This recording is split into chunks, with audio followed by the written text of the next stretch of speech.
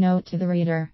Some literary license has been taken with the facts, but only for artistic purposes, to better convey the drama of the human struggle for existential authenticity, and to serve the cause of justice, the dream of human fulfillment, and the hope for world peace. This tale is more or less based on an actual event.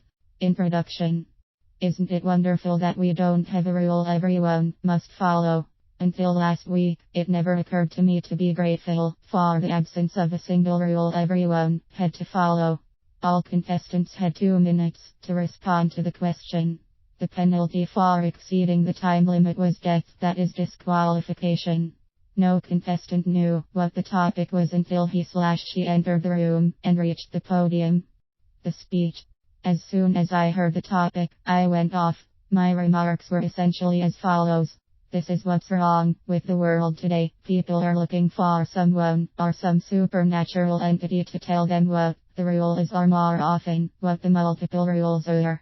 The rule authors take many forms: kings, tyrants, dictators, and particularly gods, whose rules are enforced by power-hungry acolytes, who gain power, money, and/or status, enforcing the rule or rules. I want people to be responsible. I want everyone encouraged to develop the capability to consider, assess, analyze, study, and otherwise decide the merits of all rule proposals. I want the people to make the rules in the form of constitutions, laws, and so on, moderated and fine-tuned by representatives they choose. Like Ingersoll, I am opposed to all kings and nobles, all privileged classes, and all caste, no matter whether its foundation be wealth, title, or power.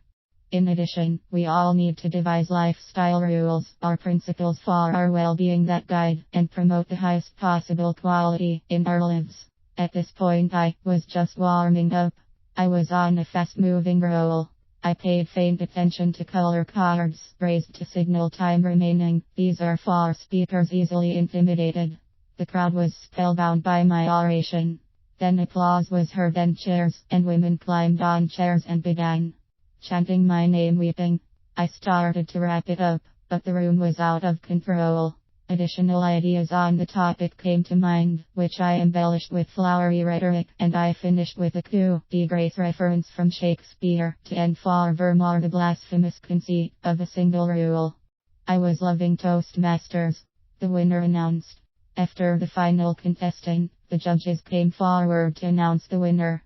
I sat quietly, trying mightily to appear humble, but I knew this contest was no none at all. This prize was in my bag. Still I sat poker-faced. I decided I would not pound my chest or engage in the graceless kind of self-indulgent, unsightly celebrations common at NFL and other sporting events following touchdowns, sacks, and other heroics. I wondered not if I won, but rather if my impromptu remarks reminded anyone of Lincoln at Gettysburg, MLK's on the steps of the Lincoln Memorial, or JFK's inaugural. Everyone must have known I was a shoo-in, the man who won the hearts and minds of the people, not just the judges. I confess I even entertained the possibility that a grateful scrum of Toastmasters might stage a parade around the room, with their champion on their shoulders. I resolved that I would act humbly, as if this kind of thing happened all the time. Alas, it was announced that there was one disqualification for a time violation. There was no parade.